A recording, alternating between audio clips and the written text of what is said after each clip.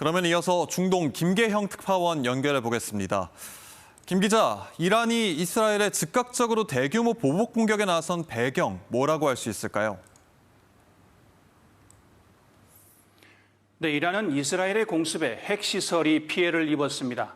군서열 1, 2위로 꼽히는 최고위급 인사를 비롯해 군 고위급 인사 20명 이상이 암살당한 것으로 보입니다.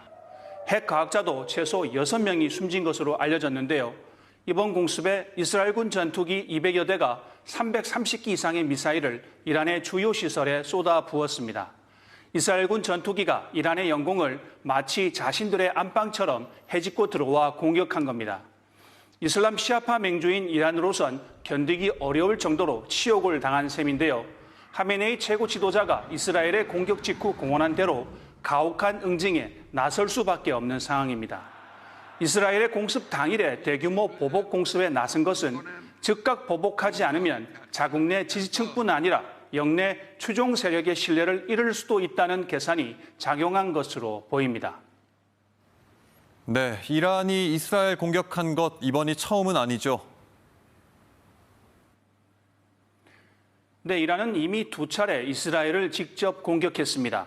이란은 시리아 주재 자국 대사관 공습에 대한 보복으로 지난해 4월 처음으로 이스라엘 본토를 공습했습니다.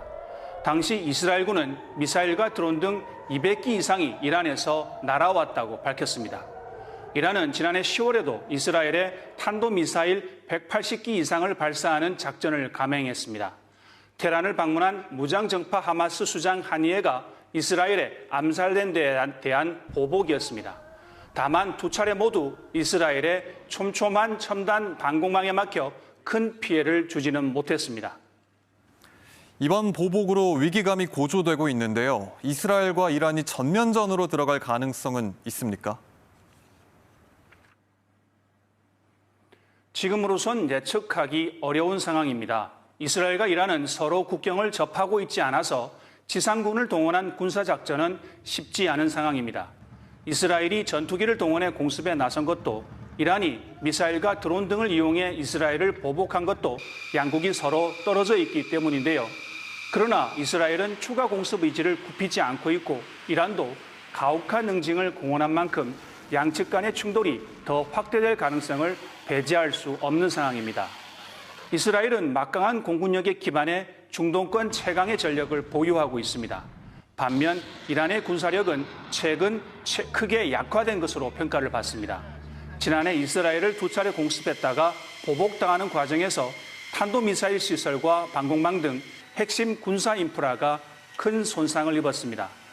또 그동안 이란을 대신해 가까이에서 이스라엘을 괴롭혔던 팔레스타인 하마스와 레바논 헤즈볼라도 힘을 잃은 상태입니다. 지금까지 두바이에서 전해드렸습니다.